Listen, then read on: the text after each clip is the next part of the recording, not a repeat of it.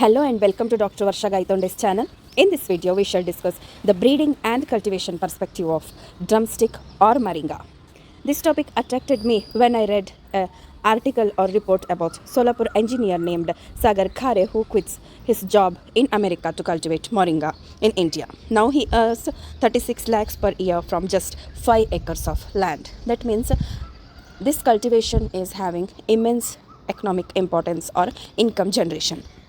Let's see the biodiversity. Genus Moringa includes 13 species distributed in Himalayan, sub-Himalayan region of India, Sri Lanka, northeastern and southwestern Africa, Madagascar and Arabia. That means the species mainly belongs to Indian subcontinent. Best known and most widely distributed species are Moringa oleifera.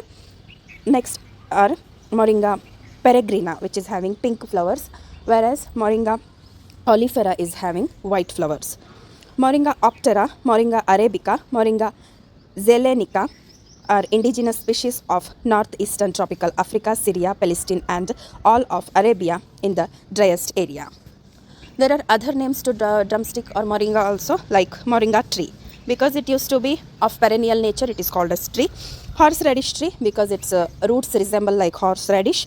Ben oil tree or benzoyl tree, because of its oil property. As you know, with moringa seeds, oil is extracted and used even for ethanol and medicinal purpose.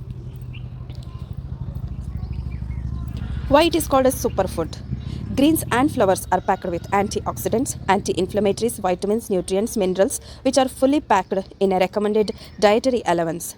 This is rich in vitamin A, D, C, B, E, rich in minerals like calcium, phosphorus, potassium, copper, iron, magnesium, silica.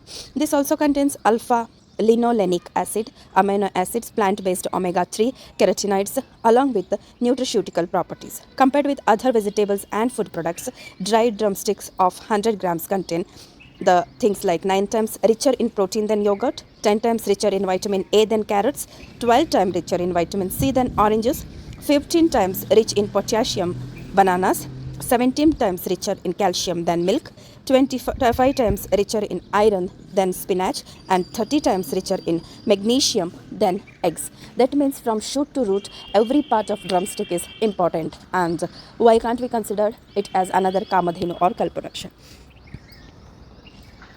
Breeding objectives.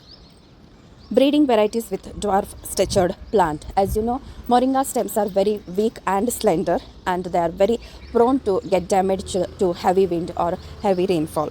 For that, dwarf-stature plant means we can avoid the losses due to wind or rains. Variety is stable for leaf purpose, because one of the objective or the economic purpose of moringa is dried leaf powder. For that, high density leaf means more number of leaves is also one of the objective of our breeding. Development of high yielding types. Breeding varieties with more seed and oil content. This is for propagation as well as for extraction of oil purpose. Development of type of resistant to pests and diseases. As you know, moringa is having somewhat sweeter taste, which attracts many of the pests and diseases, which should be addressed by breeding. The genetic resources of moringa are available at World Vegetable Research and Development Center, which is located in Florida, ECO in Florida, then TNAU, Coimbatore. Coming to the floral biology, flowers are white creamy, as I stated, 5 sepals, then 5 corolla, means all 5 sepals, petals, calyx, corolla you will find. Here 30 to 120 centimeter pods, triangular, elongated with 13 ovules, unite locules, capsules. The flowering period is from January to April. You can find the heavy bloom during January to February. Then flower type are irregular, color white or greenish or pink. Odor is present. Because of that bad odor, only many people won't consider drumstick in their daily diet. Nectar is present, and the cyst time is from morning 6 o'clock to 12 o'clock afternoon. And their dehiscence time is 7 hours to 13 hours. That means 7 a.m. to 1 p.m. Mean number of anthers per flower are 5. Number of pollens per flower are many, like up to 25,000. Of pollen type, 3 corporate pollen. Shape is prolate. and this is generally considered early in the morning 4:30, but the recommended time is 6 to 1 p.m. and it requires a temperature of about 27.3 degree to 29 and a relative humidity of 68 to 78. Chromosome number 2n equal to 28. Mode of pollination, this is highly cross-pollinated due to heteromorphic and entomorphic bees are the pollinators. Emasculation is done in the previous day evening. Usually pollination is done in the next morning prior to 11 a.m. Before pollination, stigmatic surface of the female flower should be checked for the presence of self or foreign pollen. Flowers bagged prior to opening in order to avoid contamination. Either pollen is collected from the flower or flower is used as such for pollination. Pollen collection is needed for later pollination. This can be collected for large quantity in large scale pollination or for later pollination. Here pollen is accumulated in keel petal, which can be squeezed out of keel and transferred to stigma. Pollen can be stored safely for later use for a few days under dry room conditions. Pollination mechanisms, as you know, from January to April it is seen, and February is the peak condition. Flowers are white in color. Pollinators, the visitors are from Thysanoptera family and from Lepidoptera also. Season of planting, generally during September it is planted with 45 into 45 centimeter pits. Around 1600 plants are kept per hectare and seed germinates 10 to 12 days after sowing. The direct seeding can be done, as well as seedlings we may obtain from the nurseries and we can plant. Pre-sowing treatment with azospirillum is highly preferred. Rettuning is the common practice in perennial kind of moringa. Generally moringa's lifespan today means these days the cultivation is practiced only for 9 months, but perennial are rettuned and they are cultivated. Harvest and yield, annual moringa types are seasonal in terms of fruit bearing, and the crop sown during September comes to harvest within 6 months. Fruits of sufficient large and girth are harvested before they develop fiber. Harvest period extend for 2 to 3 months and each tree bears 250 to 400 fruits per year per tree. Next is off-season moringa, because it's a potential vegetable throughout year supply to the market is very preferred, especially under South Indian conditions. The staggered sowing was done during 30th April, 15th May, 30th May, 15th June, 30th June, 15th July. Like that, if we plan for staggered sowing, the off-season fruits can be or pods can be obtained. Only thing is the pollination should not get affected with high temperature or high sunshine. That will affect. Then by spraying chemicals and growth regulators, we can get like potassium nitrate, salicylic acid, calcium chloride and nitrobenzene.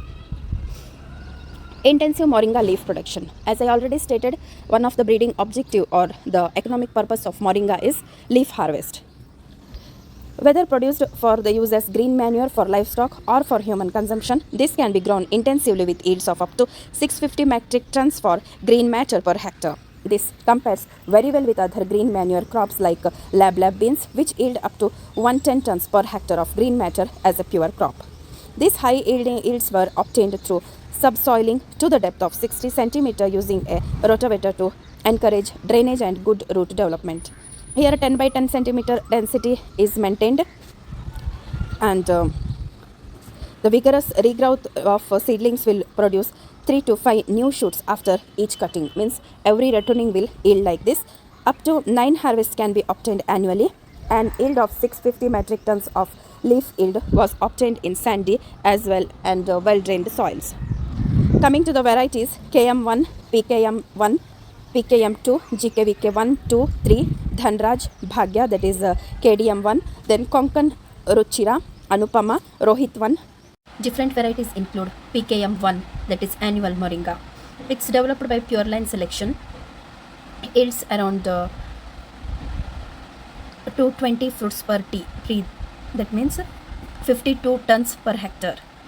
The return crops can be maintained for 3 to 4 years. After every year, trees have to be cut back to 1 meter from ground level. This variety can be grown as intercrop with coconut orchard during the early period. PKM2 annual moringa.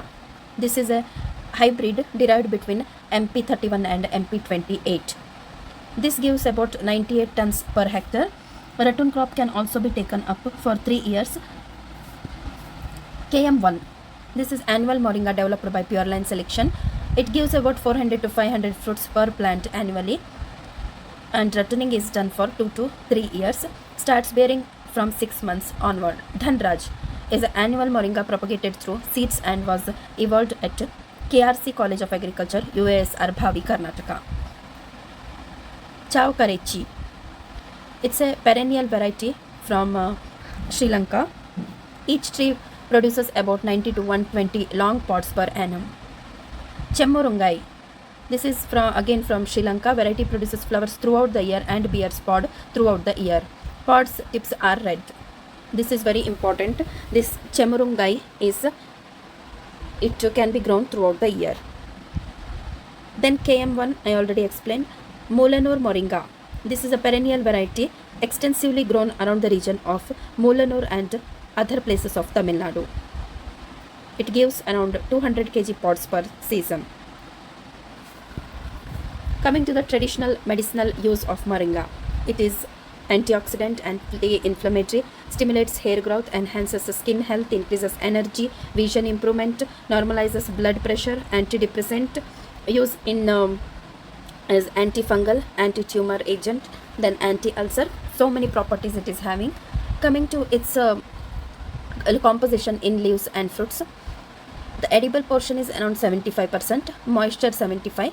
The main contents are here, fat 1.7%, whereas carbohydrate 13.4, minerals 2.3, fiber 0.9, calories around 92, calcium 440, magnesium in mg 24, oxalic acid 101, phosphorus 70, potassium 259. Like this, many of the minerals and vitamins are present in this. The main another component is vitamin C, which is 220 mg. Coming to the constants in production of moringa. Though it is a heterozygous which is highly cross-pollinated in nature, there is a wide variability in yield and components. As a result, maintenance of genetic purity is a big problem or challenge. Sowing period must be strictly adhered to August to September, or else flowering will either acquaint with excess rainfall or high temperature. The commercial crop requires irrigation during summer and windy season when the water table is always at its lowest. Means critical stage is also there. There is no proper control measures for fruit fly incidents. Packing system are poor. Seasonal glut necessitates cold storage facilities. Here you should remark that cold storage is very difficult because of its length and all. If we'll cut it short, again maintenance will be difficult.